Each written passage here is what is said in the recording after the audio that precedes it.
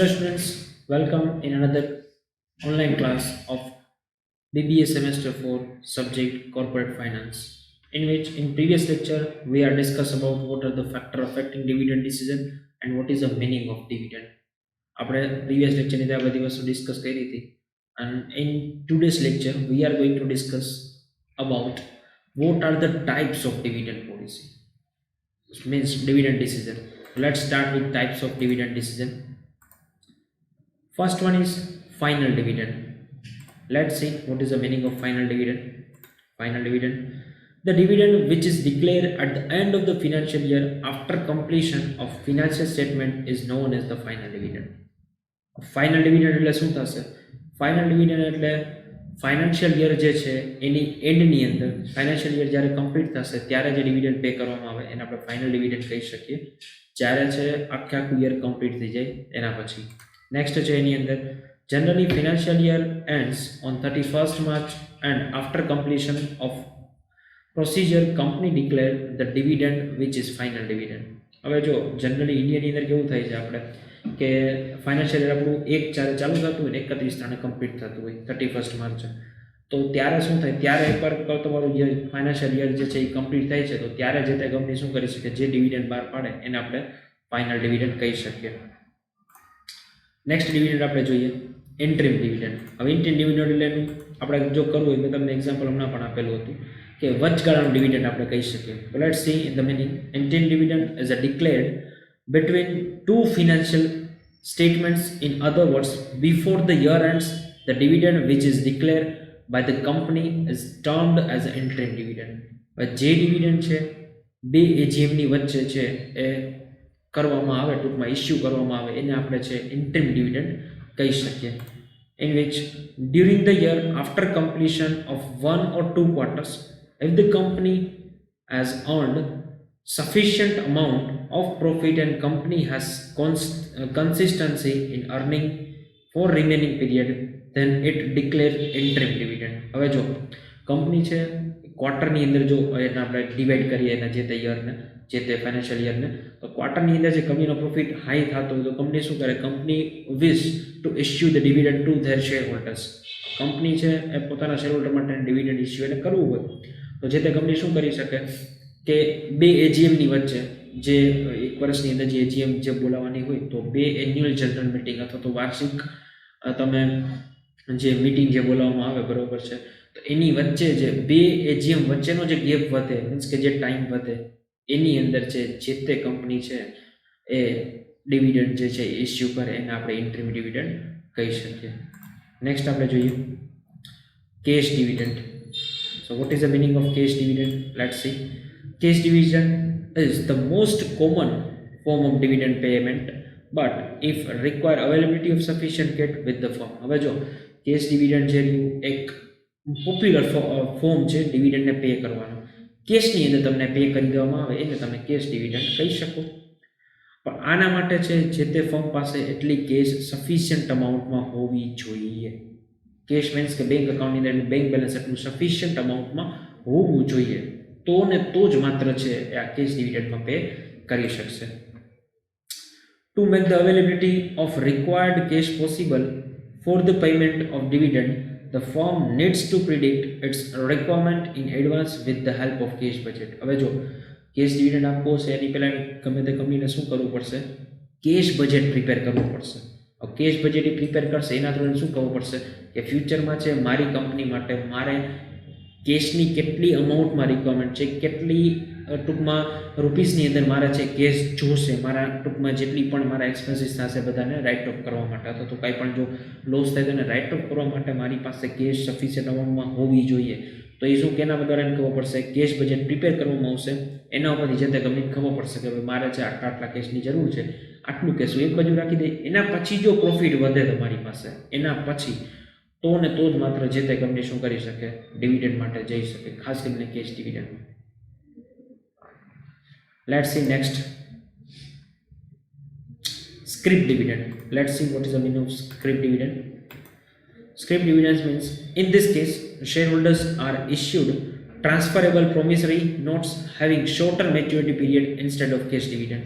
હવે જો સ્ક્રિપ ડિવિડન્ડમાં શું દેવામાં આવે છે, કોઈ પણ શેર હોલ્ડરને ટ્રાન્સફરની એક નોટિસ દેવામાં આવે છે, ટ્રાન્સફરેબલ પ્રોમિસરી નોટ્સ, કે તમને છે તમારું ડિવિડન્ડ ટ્રાન્સફર કરવામાં આવશે, કેની જગ્યાએ, કેશ ડિવિડન્ડની જગ્યાએ આ ડિવિડન્ડ દેવામાં આવે છે. એક નોટ્સ એને દેવામાં આવે, તમને છે શોર્ટ પીરિયડ અથવા તો વિધિન 3 to 4 મંથ તમને છે તમારી ડિવિડન્ડની અમાઉન્ટ તમારા અકાઉન્ટ્સની અંદર ટ્રાન્સફર થઈ જશે.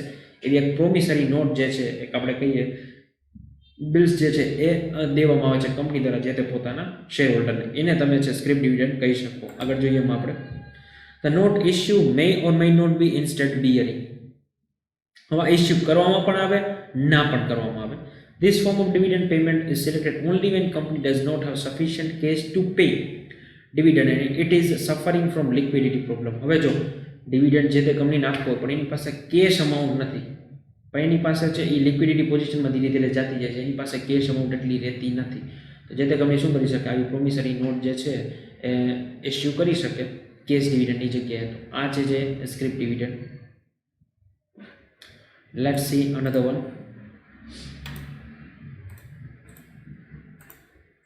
which is bond dividend. So let's see bond dividends mean what. In the case of non-availability of sufficient cash to pay dividend, the company can go for bond dividend also.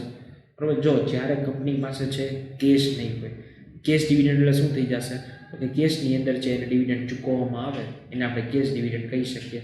હવે cache ન હોય તો એ company પાસે બે option આપણે જોઈએ. પહેલું option script dividend છે. તો સ્ક્રિપ ડિવિડન્ડમાં શું થશે, તો કે કોઈ પ્રોમિસરી નોટ્સ જે છે એ આપવામાં આવશે કે તમને છે શોર્ટ ટાઈમની અંદર છે તમને તમારો અમાઉન્ટ તમને મળી જશે, મેચ્યોર થઈ જશે શોર્ટ ટાઈમમાં. અને બીજું આપણે જોઈએ બે તો બોન્ડ ડિવિડન્ડ છે. કેશ ડિવિડન્ડની જગ્યાએ જો કેશ ના હોય તો આ બોન્ડ ડિવિડન્ડ પણ દેવામાં આવે, કે જેની અંદર scrip dividend and bond dividend are same with just 2 point of difference. Scrip dividend અને બોન્ડ ડિવિડન્ડ બંને સેમ છે, ખાલી ને ખાલી 2 પોઈન્ટનો એની વચ્ચે ડિફરન્સ છે. જોઈએ ક્યાં ક્યાં. Scrip dividend carries shorter maturity period whereas bond dividend has longer maturity period. Simple છે. સ્ક્રિપ ડિવિડન્ડ જે છે એ શોર્ટ ટર્મ માટે હશે, એટલે વિધિન 12 મંથ અથવા તો 1 યર તમે કહી શકો. અને જે બોન્ડ ડિવિડન્ડ જે છે એ લોંગર મીન્સ કે મોર દેન 1 યર અથવા તો મોર દેન 12 મંથ.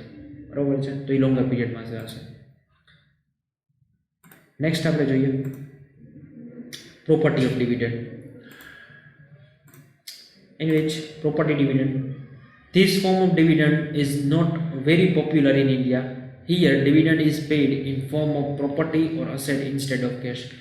પ્રોપર્ટી જે ડિવિડન્ડ જે છે આ જે ટાઈપ જો ઇન્ડિયાની અંદર એટલો પોપ્યુલર નથી, પણ ફોરેન કન્ટ્રીઝની અંદર છે આ ડિવિડન્ડનો જે ટાઈપ છે એ એકદમ પોપ્યુલર ટાઈપ છે. શું કામ, તો કે પ્રોપર્ટી ડિવિડન્ડ એટલે અહીંયા છે જે તે કંપની છે કેશની જગ્યાએ પોતાની કંઈ પણ પ્રોપર્ટી પોતાના શેરહોલ્ડરના નામે ટ્રાન્સફર કરી દે. આ ટાઈપ જે રહ્યો બરોબર છે, આવી ટાઈપનું જે ડિવિડન્ડ જે રહ્યું એ આપણે ઇન્ડિયાની અંદર એટલું બધું ટૂંકમાં પ્રચલિત નથી. આ છે એ કઈ જગ્યાએ વધારે પડતું છે, તો કે ફોરેનની અંદર છે આ જે રહ્યું એ થોડું વધારે પડતું પ્રિફરેબલ ગણવામાં આવે છે. એના પર આપણે નેક્સ્ટ જોઈએ. Obviously this form is chosen when the firm does not have sufficient cash. On the other hand it has some asset which is no longer required in the operation of the business. હવે જો મેં તમને કીધું property ડિવિડન્ડનું નામ જ શું છે, કે કઈ પ્રોપર્ટી છે એ જે તે ટૂંકમાં તમારા શેર હોલ્ડર્સને આપી દેવી. તો એ પ્રોપર્ટી આપશે જે તે કંપની, બરોબર છે. તો શું થશે, તો કે પ્રોપર્ટી કેવી આપવાની રહેશે, કંપની પાસે કેશ નથી, પ્રોપર અમાઉન્ટમાં કેશ નથી, તો કંપની શું કરશે, પ્રોપર્ટી આપશે. પણ કેવી પ્રોપર્ટી આપશે, કે જે પ્રોપર્ટી એને છે વધારે હવે લાંબા ટાઈમ માટે ટૂંકમાં એને બિઝનેસની અંદર જરૂર નથી, જે પોતાનો બિઝનેસ જે કરે છે એમાં એને જરૂર નથી પ્રોપર્ટીની, એવી પ્રોપર્ટી શું કરશે, જે તે શેર હોલ્ડરના નામે ટ્રાન્સફર કરી દેશે. તો આ એક ટાઈપ છે પ્રોપર્ટી ડિવિડન્ડ. નેક્સ્ટ આપણે જોઈએ stock dividend. Let's see what is the meaning of stock dividend. Here dividend is paid in form of bonus shares. Bonus shares are additional shares issued to existing shareholders on a proportionate basis. પણ dividend છે એક એનો એક આ type છે stock dividend. Stock dividend એટલે શું, એને છે એક શેર આપવામાં આવશે જે તે એક્ઝિસ્ટિંગ શેર હોલ્ડર્સને. શેર કેવી રીતે આપવામાં આવશે સમજી લો. સપોઝ આપણે મેં તમને એક્ઝામ્પલ આપેલું છે, તો એ જ એક્ઝામ્પલ આપણે કેરી કરીએ. મારી પાસે છે 100 શેર છે, કેના, તો કે MRFના. I have 100 shares of MRF. Now what company gave me as a dividend? Company શું કરશે, હવે કંપની પાસે કેશ નથી, આ કેસમાં કંપની શું કરી શકે? તો આપણે જોયું કેશ ના હોય તો કંપની શું શું કરી શકે? Script, property, bond and last one is stock. આ ચાર વસ્તુ કરી શકે જ્યારે જે તે કંપની પાસે જો કેશ ન હોય તો. આ ચાર એને આપણે તમે કહી શકો કે એની જગ્યાએ છે યુઝ કરી શકે આ ચાર વસ્તુને. લેટ્સ સી આમાં જોઈએ આપણે શું થશે. There are multiple effects of issue of bonus share in case of. Let's see.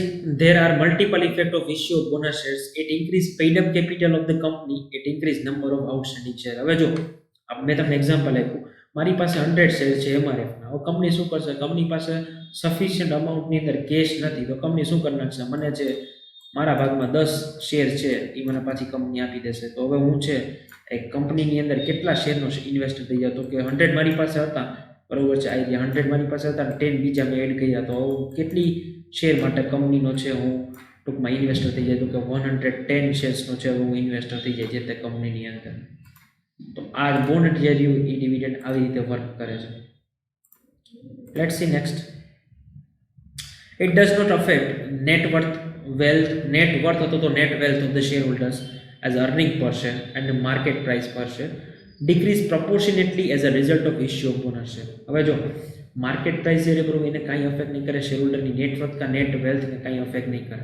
આ બોનસ શેર આપ્યા છે તો તમે એટલા ઇન્વેસ્ટર તમે થઈ જશો ખરા, તમારી પાસે એટલી અમાઉન્ટ નહીં, તમારી પાસે ટૂંકમાં ઇન્વેસ્ટમેન્ટ તમારું એટલું થઈ ગયું છે તે કંપનીની અંદર, પણ તમારી નેટ વર્થ તો નેટ વેલ્યુને કાંઈ ડિફરન્સ આવશે નહીં.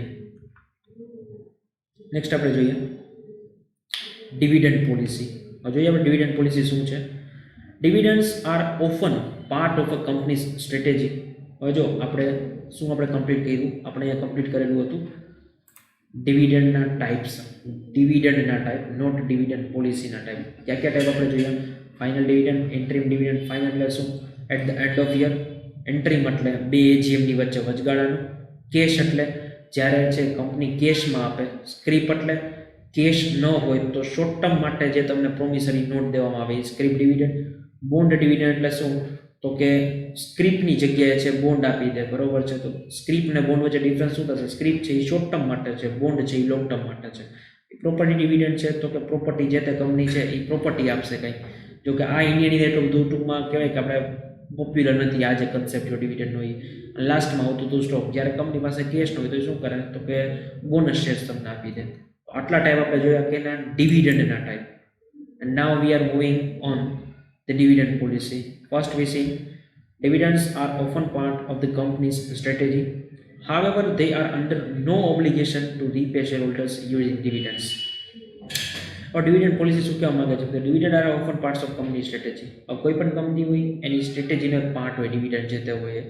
However, they are under no obligation to repay shareholders using dividends. હવે એની પાસે એક એવો ઓબ્લિગેશન ના હોય, બરોબર છે, કે કોઈ એને ફોર્સ ના કરી શકે તમારે ડિવિડન્ડ બહાર પાડવા પડશે કે નહીં પાડવા પડે. એ જે તે કંપનીની ડિવિડન્ડ પોલિસી ઉપર ડિપેન્ડ્સ કરશે. આગળ જોઈએ આપણે. ડિવિડન્ડની છે 3 મેઇન પોલિસી છે. પહેલું છે stable dividend policy, second is constant dividend policy, third one is residual dividend policy. Let's see. Even though investor no companies are not required to pay dividends may consider it a bellwethers of that specific company's financial health. હવે જો જ્યારે ઇન્વેસ્ટરને ખબર હોય કે કંપનીની financial position એટલી બધી proper નથી તો શું કરશે? કંપનીની ડિવિડન્ડ પોલિસી મુજબ, જો ડિવિડન્ડ પોલિસીમાં લખેલું હશે કે we are fully liable to pay dividend each and every condition of our company, જો એવી ડિવિડન્ડ પોલિસીમાં લખેલું હશે તો ઇન્વેસ્ટર શું કરી શકશે? કે ઇન્વેસ્ટર માંગણી કરી શકે ડિવિડન્ડની due to dividend policy provision. Dividend પોલિસીમાં લખેલું છે એટલા માટે જે તે છે એ ઇન્વેસ્ટર છે એ માંગણી કરી શકે કે તમારે મને આટલા રૂપિયા દેવાના છે, આટલા રૂપિયા દેવાના છે. Okay, so there are some types of dividend policy. First one is stable dividend policy, constant dividend policy and residual dividend policy. So we seen the types of dividend policy in next lecture. Thank you very much.